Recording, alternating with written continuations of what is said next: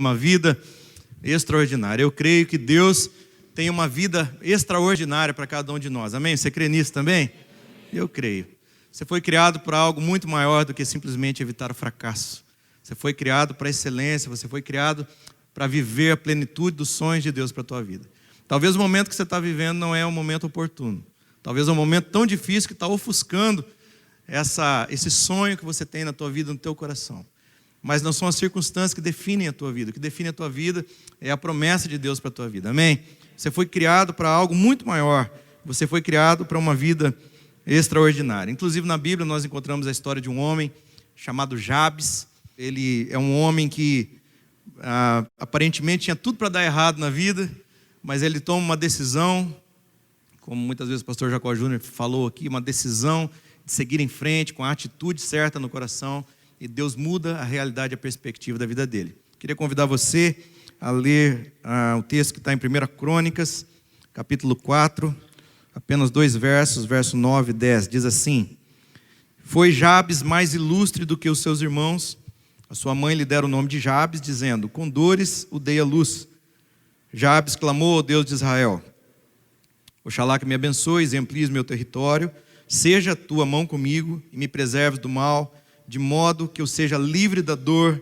E Deus lhe concedeu o que lhe tinha pedido. Então, Jabes é um homem que literalmente se destacou na multidão.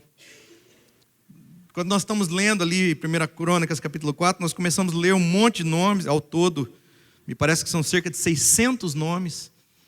E fulano de tal gerou não sei quem, que gerou não sei quem, e vai falando todos os nomes. E chega na hora que fala Jabes, mas Jabes, ele foi diferente. Jabes, ele foi mais ilustre. Jabes, ele fez algo que mudou a vida dele, mudou a perspectiva dele. Interessante porque, mesmo após o nascimento, a mãe dele coloca o nome nele de Jabes, dizendo: Com dores eu dei à luz. Me parece que uma boa tradução do nome do Jabes aqui seria dor de parto. Ele já foi praticamente amaldiçoado no momento que ele nasce, um nome estranho, uma família talvez numerosa, uma família sem perspectiva, mas ele não se limitou ao momento que ele estava vivendo. Ele clamou a Deus, e aqui nós temos algumas lições que eu queria compartilhar com vocês rapidamente. Então, em primeiro lugar, para ter uma vida extraordinária, você precisa de um grande sonho. O Jabes não queria ter uma vida irrelevante, uma vida normal, entre aspas, uma vida sem graça, mais ou menos, uma vida medíocre, né? Uma vida na média, não. Apesar do momento que ele estava vivendo, apesar das circunstâncias, ele clamou a Deus, e isso foi certamente motivado por um grande sonho. Um grande sonho. Nós precisamos ter um grande sonho. Nós gastamos a mesma energia para sonhar pequeno ou para sonhar grande. Mas nós, baseados na fé e baseados no poder de Deus, nós temos a capacidade de sonhar grandes, irmãos. Amém? A Bíblia diz assim, no verso 10, Jabes clamou ao Deus de Israel: Oxalá que me abençoes e amplies o meu território. Veja, ele está dizendo: olha, eu nasci nessa circunstância, nessa família, talvez uma família pobre, talvez sem perspectiva, talvez uma família muito numerosa, numa situação difícil, um nome amaldiçoado já desde quando ele nasceu, mas ele diz: oxalá o Senhor me abençoe, que Ele amplie meu território, que Ele abra minha visão. Eu quero ir além daquilo que é a perspectiva humana. Eu quero viver os sonhos de Deus para a minha vida. Eu quero viver tudo aquilo que Deus sonhou para a minha vida. Eu quero ser tudo aquilo que Deus planejou que eu fosse na minha vida. Eu quero realizar os sonhos de Deus para a minha vida. Então, certamente essa oração dele foi motivada por um grande sonho. Então, eu tenho aprendido que quando a gente para de sonhar, a gente para de viver. A esperança, o sonho é que nos move, nos motiva. Talvez você está chegando, talvez numa certa idade, pensando: puxa, pastor, mas eu não tenho muito mais o que sonhar. E você tem sim. Se você olhar para a história, você vai ver homens e mulheres que realizaram grandes coisas, ainda já numa idade adulta, talvez até numa idade avançada. Você precisa de um grande sonho. Você precisa nutrir sonhos no teu coração. A palavra do Senhor diz que o Senhor tem planos ao nosso respeito. Ele tem sonhos para nós, e os sonhos dele são os melhores. A Bíblia diz assim em Jeremias 29. Porque sou eu que conheço os planos que tenho para vocês, diz o Senhor. Planos de fazê-los prosperar e não de lhes causar dano. planos de dar-lhes esperança e um futuro. E então vocês clamarão a mim, virão orar a mim, e eu vos ouvirei. Vocês me procurarão e me acharão quando me procurarem de todo o coração. Eu me deixarei ser encontrado por vocês, declara o Senhor, e farei mudar a vossa sorte. Veja, o Senhor tem pensamentos de paz, o Senhor tem planos a nosso respeito, o Senhor acredita em nós. A grande questão é, será que nós mesmos acreditamos, né? Será que nós, motivados pela palavra de Deus, motivados pela promessa de Deus, nós conseguimos sonhar grande? Então, a minha palavra para você nessa tarde é que você sonhe. Grandes homens tiveram grandes sonhos. Se você olhar para a história, você vai se lembrar de homens que mudaram algum aspecto da história por causa de grandes sonhos. Você vai se lembrar de um homem chamado Martin Luther King, Dr. Martin Luther King, e a frase dele ficou marcada é: eu tenho um sonho. Tenho sonhos que as pessoas elas recebam salário não em virtude da cor da pele, mas em virtude da capacidade dela. Eu tenho um sonho que as pessoas sejam respeitadas. Eu tenho um sonho em que a humanidade vive em harmonia. E ele lutou tanto por esse sonho, que ele conseguiu uma grande mudança, um avanço na questão do racismo nos Estados Unidos. Vocês vão se lembrar de um homem chamado Steve Jobs. Numa loucura, talvez, da cabeça dele, há muitos anos atrás, ele disse: eu gostaria, ou eu penso e sonho que um dia cada um de nós terá um computador na palma das mãos. Todas as pessoas. E eles diziam: você é louco. Jamais que isso vai acontecer. Na época, o computador da Microsoft ocupava uma sala inteira. E ele dizia: não, um dia todos nós vamos ter um computador na palma das mãos. E hoje nós estamos vivendo esse momento. Qual é o sonho que você tem alimentado? Qual é o sonho que tem motivado o teu coração? Qual é o sonho que você tem buscado, que você tem corrido atrás? A Bíblia diz em Isaías 55 que os sonhos de Deus eles são maiores e são melhores do que os nossos. Amém? Você precisa acreditar, você precisa se alegrar nisso, em nome de Jesus. Sonhe em grandes coisas, planeje com cuidado, ore com intensidade, realize com perseverança e desfrute com alegria, em nome de Jesus. Segundo lugar, para ter uma vida extraordinária, você precisa de uma fé crescente. Então não é apenas um sonho, mas também é uma fé, é uma confiança na palavra de Deus. Talvez não é uma confiança em si mesmo, mas uma confiança na palavra de Deus. Fica claro aqui na oração do Jabes, que ele tinha uma fé, uma confiança inabalável no poder de Deus para transformar a sua vida. Nós oramos porque nós cremos que Deus tem a capacidade de mudar a nossa história, amém? Você precisa alimentar a sua fé. Você precisa desenvolver a sua fé. Você precisa confiar que Deus vai fazer tudo aquilo que Ele prometeu que faria na tua vida. O verso 10 ainda diz assim: Jabes clamou ao Deus de Israel e disse: oxalá que o Senhor me abençoe e amplie meu território, seja a tua mão comigo e me preserves do mal, de modo que eu seja livre da dor. E Deus lhe concedeu o que tinha pedido. Hebreus 11 diz que a fé é a certeza daquilo que nós não vemos. É a convicção, a prova daquilo que nós esperamos. Você precisa olhar para a tua vida não baseado no momento que você está vivendo, talvez não baseado no diagnóstico, talvez não baseado no extrato bancário, talvez não baseado na enfermidade que você está vivendo. Você precisa viver a tua vida baseado nas promessas de Deus para a tua vida, amém? No cuidado de Deus, no poder, na capacidade que Deus tem para reverter todo o quadro, para abençoar você. Você precisa de uma fé crescente. Só tem um jeito da gente ser vitorioso, irmão. Nós precisamos viver essa vida pela fé. É pela fé que nós vencemos. A fé é você crer antecipadamente em algo que só fará sentido depois. Fé é quando você confia em Deus, quando você crê em Deus, mesmo quando você tem todos os motivos para desconfiar, você continua crendo. Fé é quando você pisa no vazio, muitas vezes encontra uma rocha. Fé é quando você dá o primeiro passo, esperando que Deus venha depois com a estrada. Você precisa crer, você precisa viver pela fé. Nós vivemos por aquilo que nós cremos, não é por aquilo que nós vemos. Nós precisamos viver pela fé. A Bíblia diz em Hebreus 11:6, sem fé é impossível agradar a Deus, pois quem dele se aproxima precisa crer que Ele existe e que recompensa aqueles que o buscam. Você crê que Deus existe? Você crê que Deus tem recompensa para a tua fé? Deus vai abençoar você. Esse texto de Hebreus 11 diz que homens comuns, pela fé, fizeram coisas extraordinárias. fecharam a boca dos leões, eles venceram exércitos inimigos, da fraqueza tiraram forças, algumas mulheres tiveram seus filhos ressuscitados, homens e mulheres comuns, que pela fé fizeram coisas extraordinárias. Nós vamos ter uma vida extraordinária, na medida que a nossa fé é uma fé extraordinária, amém?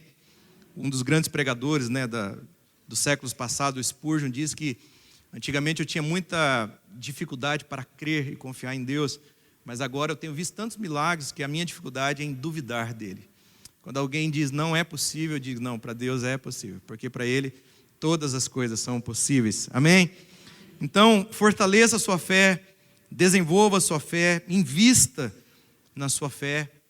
A Bíblia diz que a fé ela vem pelo ouvir e o ouvir da palavra de Deus, ou da palavra de Cristo. Todas as vezes que nós somos alimentados pela palavra de Deus, nós somos fortalecidos. A nossa fé está sendo fortalecida. O pastor Jacó sempre fala, alimente sua fé, ou invista na sua fé, quando você não precisar dela, porque no dia que você precisar, ela vai estar fortalecida. O problema é que nós não investimos na fé, nós não desenvolvemos a fé, ela fica raquítica, mirrada, e aí quando nós precisamos dela, ela está enfraquecida. Então invista na sua fé, alimente a sua fé. Tanta oportunidade que a nossa igreja tem para você investir, para você desenvolver a sua fé, né?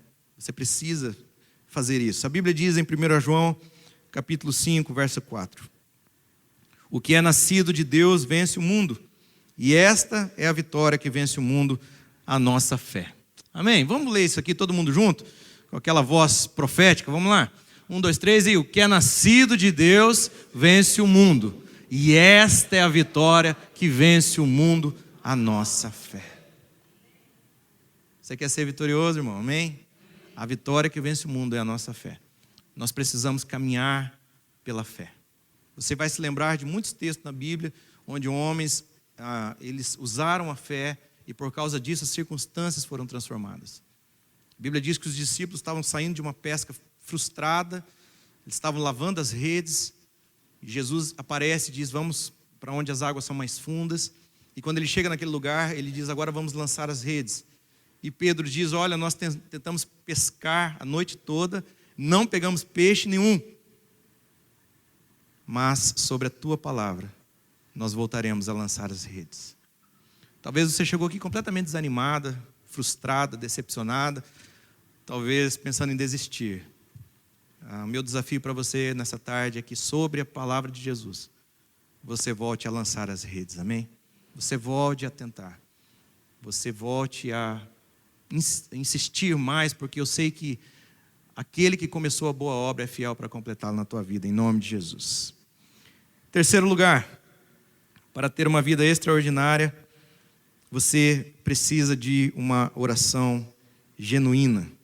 Você precisa de um grande sonho, você precisa de uma fé que se desenvolve, onde uma fé que é alimentada, mas você precisa de uma oração genuína. Esse homem aqui, o Jabes, ele sabia que para viver acima da média, ele precisava buscar a Deus, porque não era na sua própria força que ele ia conseguir. E ele faz uma oração muito sincera, muito genuína, muito específica, e é deste modo que Deus nos ensina a orar. Uma oração que é uma oração específica, dinâmica, genuína, e nós podemos ver isso muito claramente na oração que ele faz. Quero ler novamente o texto de 1 Crônicas 4, no verso 10, que diz assim: Jabes clamou ao Deus de Israel e disse, Oxalá que me abençoes e amplies meu território, seja a tua mão comigo e me preserves do mal, de modo que eu seja livre da dor. E Deus lhe concedeu o que ele tinha pedido. Amém? Deus quer que nós oremos sobre os nossos sonhos. Deus quer que nós oremos sobre os projetos que nós temos, os planos. A Bíblia diz que os planos fazem parte do homem. A resposta vem do Senhor, mas os planos são nossos. E nós precisamos orar especificamente sobre isso. Na oração dele aqui, nós vemos um pedido, que é um pedido urgente por 4 coisas. Primeiro, a bênção de Deus. Ele reconhece que Deus é a fonte da bênção. Ele reconhece que Deus tem todo o poder. Ele reconhece que em Deus ele pode realizar os seus sonhos. Ele reconhece que Deus tem o poder para transformar circunstâncias, mudar realidades. E ele ora a Deus. Ele diz, Deus, eu espero que o Senhor me abençoe. Eu estou aqui, eu estou trabalhando, eu estou fazendo a minha parte, eu estou dando o meu melhor na empresa, eu estou fazendo o que eu posso, humanamente. Mas eu espero que o Senhor me abençoe. Eu quero que o Senhor olhe para a minha vida, que o Senhor me dê aquilo que eu preciso. O Senhor conhece o meu coração. Ele ora pedindo a bênção de Deus, pedindo que Deus intervenha na história e na situação dele. Você tem orado pedindo a Deus que Deus abençoe a sua casa, a sua vida. Você tem consagrado os teus planos a Deus. Porque esse é um problema. Muitas vezes nós começamos algo, nós não pedimos a Deus nada, nenhuma confirmação, e depois nós queremos que Deus venha lá, talvez carimbar, dizer, olha, eu aprovo isso aqui. Não, nós devemos consagrar os nossos sonhos primeiramente a Deus. Entregar diante de Deus e pedir que Ele nos abençoe, porque Ele tem bênçãos para nós. Segundo, a oração do Jabes é uma oração por prosperidade. Essa prosperidade aqui não está relacionada a dinheiro, mas é a expansão do território, talvez a expansão das oportunidades, talvez a ampliação de um sonho, talvez Deus aumentando a perspectiva da vida dele. Então ele está orando por prosperidade, dizendo, Senhor, que o Senhor me abençoe, mas que o Senhor amplie o meu território. Ele está pedindo oração, a orientação de Deus aqui, para que Deus possa entrar na história da vida dele e ampliar a sua vida, os seus sonhos, né? Em terceiro lugar, ele ora por proteção, porque ele diz que a tua mão seja comigo, me preserves do mal, de modo que eu seja livre da dor. Aqui ele já está confiando que Deus vai ouvir a oração dele, ele está pedindo por proteção. Irmãos, se tem algo que pode nos proteger, é a presença de Deus, amém? Esses dias uma pessoa falou comigo assim, nós temos um filhinho agora, tem 2 aninhos, e alguém falou comigo assim, você precisa amarrar uma fitinha vermelha no braço dele. E eu não tenho assim muito conhecimento dessas coisas, eu falei, mas por quê? Daí ela falou, por causa do quebrante. Eu falei, não, mas ele é fortinho, não quebra fácil, não. Ela, não, é inveja, olho gordo, você não tem medo? Eu falei, não tenho medo não, porque tem uma coisa muito mais forte que está na vida dele, que não é uma fitinha vermelha. É o poder de Deus, amém? É o poder de Deus. Irmãos, a palavra de Deus diz no Salmo 127 que se o Senhor não guardar a cidade, não é o sentinela que vai fazer a diferença. A proteção de Deus, a presença de Deus sobre a nossa vida, é ela que nos protege. E Ele está dizendo, Senhor, quando o Senhor me abençoar, quando o Senhor me der prosperidade, quando o Senhor ampliar meu território, que o Senhor me preserve do mal. Então você não precisa ter medo, você não precisa ficar inseguro. Consagra a tua vida, a tua família, o teu casamento, os teus filhos, os teus bens diante do Senhor, e a boa mão do Senhor vai guardar você em nome de Jesus. Amém? A Bíblia diz que o anjo do Senhor acampa-se ao nosso redor e nos livra de todo mal. Ele nos protege, Ele cuida de cada um de nós. Ele cuida. Então o objetivo do Jabes aqui na sua oração era viver livre da tristeza, talvez com seus sonhos ampliados, com o seu território expandido, né? E a Bíblia diz que a oração dele foi respondida. A Bíblia diz que nós devemos ter pedidos, e esses pedidos podem ser pedidos ousados. Tiago, capítulo 4, verso 3, diz assim, vocês não têm porque não pedem, ou você não tem porque não pede. Nós devemos orar a Deus, irmãos. Nós devemos clamar a Deus até que Ele nos ouça, até que Ele nos responda. Jeremias 33:3 diz assim, clama a mim e eu te responderei e lhe mostrarei coisas grandes e firmes que vocês não sabem. Clame a mim, busque a minha presença, busque a minha face. O Senhor conta algumas parábolas que nos inspiram a orar. Ele fala de um vizinho que vai pedir pão fora de hora para outro vizinho e diz, olha, eu vou ter que levantar para dar pão para esse homem, porque senão ele não vai parar de me importunar. E ele diz, do mesmo jeito que esse vizinho tem importunado, é uma parábola, uma história, ele diz, você também tem que pedir, porque aquele que pede, recebe.